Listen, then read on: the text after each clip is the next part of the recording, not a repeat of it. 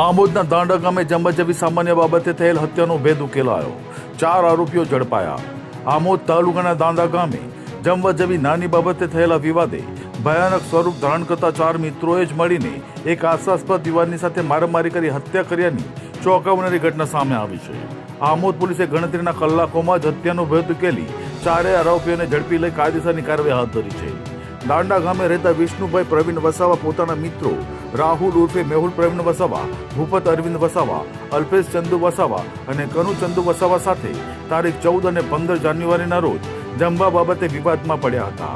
આ વિવાદ દરમિયાન માત્ર ગામે સિગ્મા કોલેજ સામે હાઈવે તથા એક્સપ્રેસ હાઈવેના બ્રિજ નજીક તેમજ સાપા અને ઓછણ ગામ તરફ અલગ અલગ સ્થળોએ આરોપીઓએ વિષ્ણુ વસાવા સાથે ઝઘડો કરી મારામારી કરી હતી. મારામારી દરમિયાન માથાની જમણી બાજુએ કોઈ ભારે વસ્તુથી ઘા મારવામાં આવતા વિષ્ણુ વસાવા બેભાન થઈ ગયો હતો. આરોપીઓએ મૃતકના પિતાની ગેરહાજરીનો લાભ લઈ બેભાન હાલતમાં વિષ્ણુ વસાવાને દાંડા ગામે તેના ઘરે મૂકી ફરાર થઈ ગયા હતા. બીજા દિવસે તારીખ 15મી જાન્યુઆરીએ મૃતકના પિતા પ્રવીણ અમરસિંહ વસાવા હળદર ગામેથી ઘરે પરત ફરતા પોતાના પુત્રને બેભાન અવસ્થામાં જોયો હતો. આસપાસના લોકોની મદદથી પ્રથમ આમોદ સામૂહિક આરોગ્ય કેન્દ્ર અને ત્યારબાદ વધુ સારવાર અર્થે ભરૂચ સિવિલ હોસ્પિટલ ખસેડવામાં આવ્યા હતા.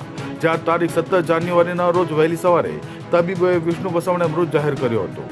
પુત્રના મૃત્યુ અંગે શંકા જતા મૃતકના પિતાએ આમોદ પોલીસને જાણ કરી હતી.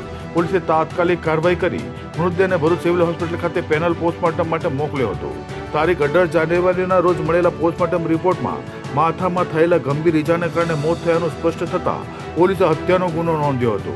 ત્યારબાદ પોલીસે ઝડપી કાર્યવાહી કરી 4 આરોપીઓની ધરપકડ કરી ઘટના સ્થળે લઈ જઈ રિકન્સ્ટ્રક્શન પણ કર્યું હતું. હાલ આમોદ પોલીસ સમગ્ર મામલે વધુ તપાસ આગળ ધપાવી રહી છે.